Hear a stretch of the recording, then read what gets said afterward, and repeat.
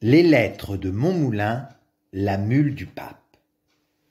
De tous les jolis dictons, proverbes ou adages dont nos paysans de Provence passementent leurs discours, je n'en sais pas un plus pittoresque ni plus singulier que celui-ci.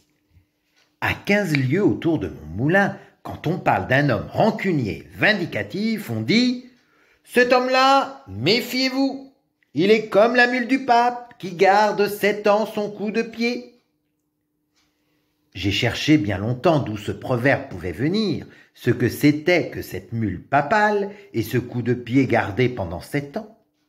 Personne ici n'a pu me renseigner à ce sujet, pas même Français Mamaille, mon joueur de fifre, qui connaît pourtant son légendaire provençal sur le bout du doigt. Français pense comme moi qu'il y a là-dessous quelques anciennes chroniques du pays d'Avignon, mais il n'en a jamais entendu parler autrement que par le proverbe. « Vous ne trouverez cela qu'à la bibliothèque des cigales, » m'a dit le vieux fifre en riant. L'idée m'a paru bonne, et comme la bibliothèque des cigales est à ma porte, je suis allé m'y enfermer pendant 8 jours. C'est une bibliothèque merveilleuse, admirablement montée, ouverte aux poètes jour et nuit, et desservie par de petits bibliothécaires à cymbales qui vous font de la musique tout le temps.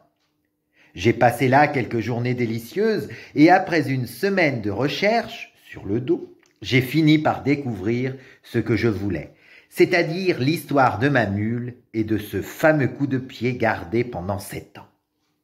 Le conte en est joli, quoiqu'un peu naïf, et je vais essayer de vous le dire tel que je l'ai lu hier matin dans un manuscrit couleur du temps qui sentait bon la lavande sèche et avait de grands fils de la Vierge pour signet.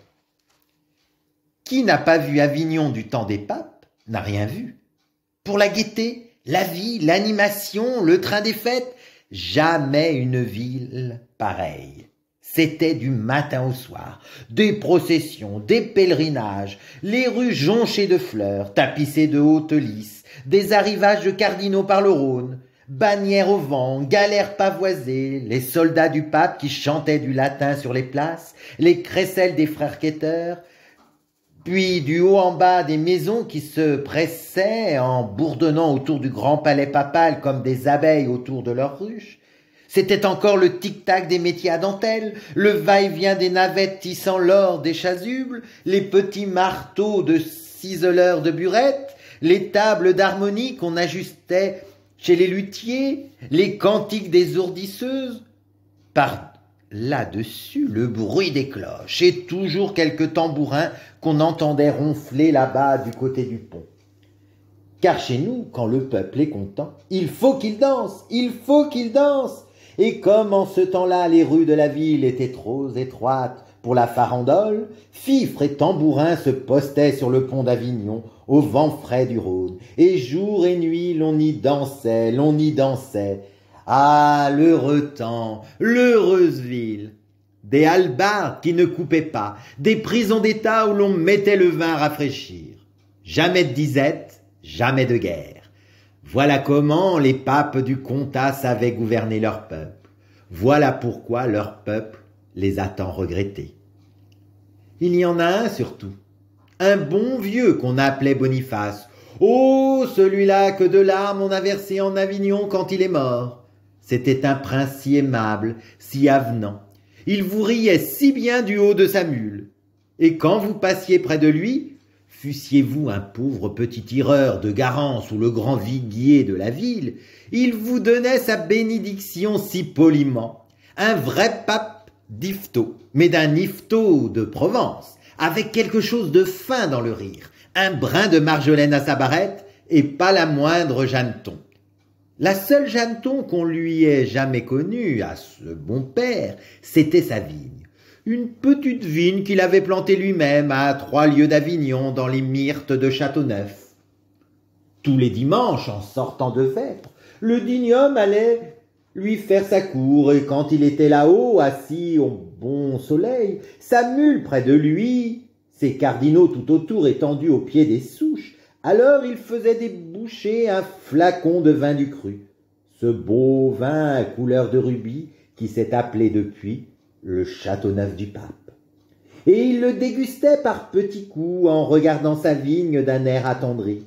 Puis, le flacon vidé, le jour tombant, il rentrait joyeusement à la ville, suivi de tout son chapitre. Et lorsqu'il passait sur le pont d'Avignon, au milieu des tambours et des farandoles, sa mule, mise en train par la musique, prenait un petit amble sautillant, tandis que lui-même il marquait le pas de la danse avec sa barrette, ce qui scandalisait fort ses cardinaux, mais faisait dire à tout le monde « Ah, le bon prince! Ah, le brave pape !» Après sa vigne de Châteauneuf, ce que le pape aimait le plus au monde, c'était sa mule. Le bonhomme en raffolait de cette bête-là. Tous les soirs, avant de se coucher, il allait voir si son écurie était bien fermée, si rien ne manquait dans sa mangeoire, et jamais il ne se serait levé de table sans faire préparer sous ses yeux un grand bol de vin à la française, avec beaucoup de sucre et d'aromates, qu'il allait lui porter lui-même malgré les observations de ses cardinaux. Il faut dire aussi que la bête en valait la peine. C'était une belle mule noire, mouchetée de rouge, le pied sûr, le poil luisant, la croupe large et pleine, portant fièrement sa petite tête sèche, toute harnachée de pompons, de nœuds, de gros lots d'argent, de bouffettes. Avec cela, douce comme un ange, l'œil naïf et deux longues oreilles toujours en branle qui lui donnaient l'air bon enfant. Tout Avignon la respectait, et quand elle allait dans les rues, il n'y avait pas de bonne manière qu'on ne lui fît, car chacun savait que c'était le meilleur moyen d'être bien en cour, et qu'avec son air innocent, la mule du pape en avait mené plus d'un à la fortune. À preuve, Tistet Védène et sa prodigieuse aventure. Ce Tistet Védène était dans le principe un effronté galopin, que son père, dit Védène, le sculpteur d'or, avait été obligé de chasser de chez lui parce qu'il ne voulait rien faire et débauchait les apprentis. Pendant 6 mois, on le vit traîner sa jaquette dans tous les ruisseaux d'Avignon, mais principalement du côté de la maison papale. Car le drôle avait depuis longtemps son idée sur la mule du pape, et vous allez voir que c'était quelque chose de malin. Un jour, que sa sainteté se promenait toute seule sous les remparts avec sa bête, voilà mon Tistet qui l'aborde et lui dit en joignant les mains d'un air d'admiration « Oh, mon Dieu, grand Saint-Père, quelle brave mule vous avez là! Laissez un peu que je la regarde. Oh, mon pape, la belle mule! L'empereur d'Allemagne n'en a pas une pareille. » Et il la caressait, et il lui parlait doucement comme à une demoiselle. « Venez ça, mon bijou, mon trésor, ma perle fine. » Et le bon pape, tout ému, se disait dans lui-même « Quel bon petit garçonnet! Comme il est gentil avec ma mule. » Et puis, le lendemain, savez-vous ce qui arriva? Tistet Védène troqua sa vieille jaquette jaune contre une belle aube en dentelle, un camail de soie violette, des souliers à boucles, et il entra dans la maîtrise du pape, où jamais avant lui on n'avait reçu que des fils de nobles et des neveux de cardinaux. Voilà ce que c'est que l'intrigue. Mais Tistet ne s'en tint pas là.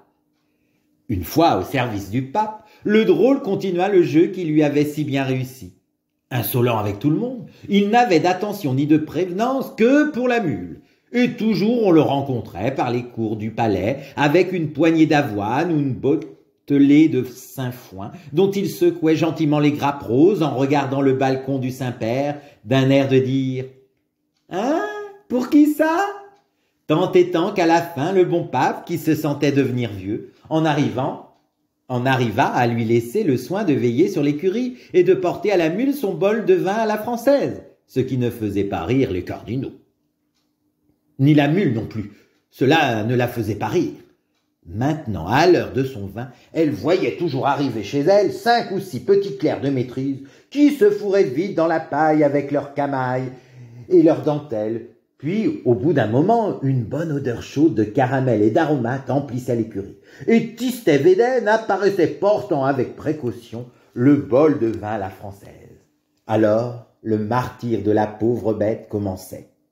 Ce vin parfumé qu'elle aimait tant, qui lui tenait chaud, qui lui mettait des ailes, on avait la cruauté de le lui apporter là, dans sa mangeoire, de lui faire respirer. Puis, quand elle en avait les narines pleines, passe, je t'ai vu, la belle liqueur de flamme rose s'en allait toute dans le gosier de ses garnements. Et encore, s'il n'avait fait que lui voler son vin. Mais c'était comme des diables, tous ces petits clercs, quand ils avaient bu. L'un lui tirait les oreilles, l'autre la queue, Quiquet lui montait sur le dos, Béluguet lui essayait sa barrette, et pas un de ces galopins ne songeait que d'un coup de rein ou d'une ruade, la brave bête aurait pu les envoyer tous dans l'étoile polaire et même plus loin. Mais non, on n'est pas pour rien la mule du pape, la mule des bénédictions et des indulgences. Les enfants avaient beau faire, elle ne se fâchait pas. Et ce n'était qu'à Tistet Védène qu'elle en voulait. Celui-là, par exemple, quand elle le sentait derrière elle, son sabot lui démangeait. Et vraiment, il y avait bien de quoi. Ce vaurien de Tistet lui jouait de si vilains tours. Il avait de si cruelles inventions à prévoir. Est-ce qu'un jour il ne s'avisa pas de la faire monter avec lui au clocheton de la maîtrise, là-haut, tout là-haut, à la pointe du palais? Et ce que je vous dis là n'est pas un conte. 200 000 Provençaux l'ont vu. Vous figurez-vous la teneur de cette malheureuse mule lorsqu'après avoir tourné pendant 1 heure à l'aveuglette dans un escalier en colimaçon et grimpé je ne sais combien de marches, elle se trouva tout à coup sur une plateforme éblouissante de lumière et qu'à 1000 pieds au-dessous d'elle, elle aperçut tout un Avignon fantastique, les baraques du marché pas plus grosses que des noisettes, les soldats du pape devant leur caserne comme des fourmis rouges, et là-bas sur un fil d'argent, un petit pont microscopique où l'on dansait, Ah, pauvre bête, quelle panique! Du cri qu'elle en poussa, toutes les vitres du palais tremblèrent. « Qu'est-ce qu'il y a? Qu'est-ce qu'on lui fait ?» s'écria le bon pape en se précipitant sur son balcon. Tistet Védène était déjà dans la cour, faisant mine de pleurer et de s'arracher les cheveux. « Oh, grand Saint-Père, ce qu'il y a! Il y a que votre mule est montée dans le clocheton. »« Toute seule ?»« Oui, grand Saint-Père, toute seule. »« Tenez, regardez là, là-haut. Voyez-vous le bout de ses oreilles qui passe? On dirait 2 hirondelles. »« Miséricorde !» fit le pauvre pape en levant les yeux. « Mais elle est donc devenue folle. Mais elle va se tuer. Veux-tu bien descendre, malheureuse ?» Pécaïre, elle n'aurait pas mieux demandé, elle, que de descendre. Mais par où? L'escalier, il n'y fallait pas songer. Ça se monte encore, ces choses-là.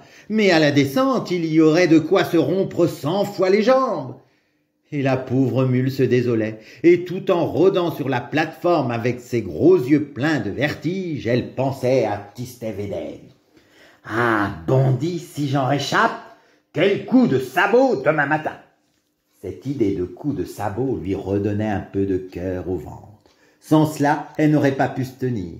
Enfin, on parvint à la tirer de là-haut, mais ce fut toute une affaire. Il fallut la descendre avec un cric, des cordes, une civière. Et vous pensez quelle humiliation pour la mule d'un pape de se voir pendue à cette hauteur, nageant des pattes dans le vide comme un hanneton au bout d'un fil. Et tout Avignon qui la regardait. La malheureuse bête n'en dormit pas de la nuit. Il lui semblait toujours qu'elle tournait sur cette maudite plateforme avec les rires de la ville au-dessous. Puis elle pensait à cette infâme Tistet Védène et aux jolis coups de sabot qu'elle allait lui détacher le lendemain matin. Ah, mes amis, quel coup de sabot! De Pampérigouste, on en verrait la fumée. Or, pendant qu'on lui préparait cette belle réception à l'écurie, savez-vous ce que faisait Tistet Védène? Il descendait le Rhône en chantant sur une galère papale et s'en allait à la cour de Naples avec la troupe de jeunes nobles que la ville envoyait tous les ans près de la reine Jeanne pour s'exercer à la diplomatie et aux belles manières. Tistet n'était pas noble, mais le pape tenait à le récompenser des soins qu'il avait donnés à sa bête et principalement de l'activité qu'il venait de déployer pendant la journée de sauvetage. C'est la mule qui fut désappointée le lendemain. « Ah, le bandit! Il s'est douté de quelque chose, pensa-t-elle en secouant ses grelots avec fureur. Mais c'est égal, va, mauvais! Tu le retrouveras au retour, ton coup de sabot! Je te le garde! Et elle le lui garda. Après le départ de Tistet, la mule du pape retrouva son train de vie tranquille et ses allures d'autrefois. Plus de quiquets, plus de béluguets à l'écurie. Les beaux jours du vin à la française étaient revenus, et avec eux la bonne humeur, les longues siestes et le petit pas de gavotte quand elle passait sur le pont d'Avignon. Pourtant, depuis son aventure, on lui marquait toujours un peu de froideur dans la ville. Il y avait des chuchotements sur sa route. Les vieilles gens hochaient la tête, les enfants riaient en se montrant le clocheton. Le bon pape lui-même n'avait plus autant confiance en son ami, et lorsqu'il se laissait aller à faire un petit somme sur son dos le dimanche en revenant de la vigne, il gardait toujours cette arrière-pensée. Si j'allais me réveiller là-haut sur la plateforme? La mule voyait cela et en souffrait sans rien dire. Seulement, quand on prononçait le nom de Tistet Védène devant elle, ses longues oreilles frémissaient et elle aiguisait avec un petit rire le fer de ses sabots sur le pavé. 7 ans se passèrent ainsi. Puis, au bout de ces 7 années, Tistet Védène revint de la cour de Naples. Son temps n'était pas encore fini là-bas, mais il avait appris que le premier moutardier du pape venait de mourir subitement en Avignon, et comme la place lui semblait bonne, il était arrivé en grande hâte pour se mettre sur les rangs. Quand cet intrigant de Védène entra dans la salle du pape, le Saint-Père eut peine à le reconnaître, tant il avait grandi et pris du corps. Il faut dire aussi que le bon pape s'était fait vieux de son côté et qu'il n'y voyait pas bien sans ses besicles. Tistet ne s'intimida pas. « Comment? Grand Saint-Père, vous ne me reconnaissez plus? C'est moi, Tistet Védène. »« Védène? Mais oui, vous savez bien, celui qui portait le vin français à votre mule. »« Ah oui, je me rappelle. Un bon petit garçonnet, ce Tistet Védène. Et maintenant, qu'est-ce qu'il veut de nous? »« Oh, peu de choses, grand Saint-Père. Je venais vous demander... À propos, est-ce que vous l'avez toujours, votre mule? Et elle va bien? Ah, tant mieux. Je venais vous demander la place du premier moutardier qui vient de mourir.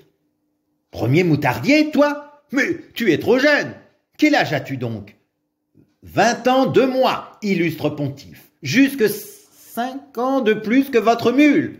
Ah, palme de Dieu, la brave bête. Oh, si vous saviez comme je l'aimais, cette mule-là. Comme je me suis langui d'elle en Italie.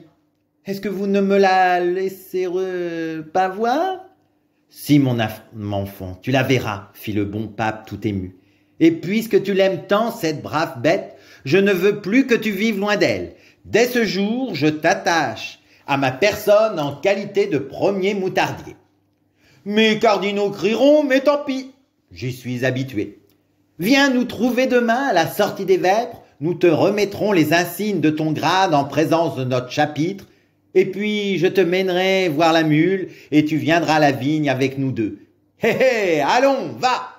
Si Tistet Védène était content en sortant de la grande salle, avec quelle impatience il attendit la cérémonie du lendemain, je n'ai pas besoin de vous le dire. Pourtant, il y avait dans le palais quelqu'un de plus heureux encore et de plus impatient que lui. C'était la mule. Depuis le retour de Védène jusqu'aux vêpres du jour suivant, la terrible bête ne cessa de se bourrer d'avoine et de tirer au mur avec ses sabots de derrière. Elle aussi se préparait pour la cérémonie. Et donc, le lendemain, lorsque vêpres fut dite, Tistet Védène fit son entrée dans la cour du palais papal. Tout le haut clergé était là. Les cardinaux en robe rouge, l'avocat du diable en velours noir, les abbés du couvent avec leurs petites mitres, les marguilliers de Saint-Agrico, les camailles violets de la maîtrise, le bas clergé aussi, les soldats du pape en grand uniforme, les 3 confréries de pénitents, les ermites du Mont Ventoux avec leurs mines farouches et le petit clerc qui va derrière en portant la clochette, les frères flagellants nus jusqu'à la ceinture, les sacristains fleuris en robe de juge, tous, jusqu'au donneur d'eau bénite, et celui qui allume et celui qui éteint. Il n'y en avait pas un qui manquât. Ah, c'était une belle ordination. Des cloches, des pétards, du soleil, de la musique, et toujours ces enragés de tambourins qui menaient la danse là-bas sur le pont d'Avignon. Quand Védène parut au milieu de l'assemblée, sa belle prestance et sa belle mine y firent courir un murmure d'admiration. C'était un magnifique provençal.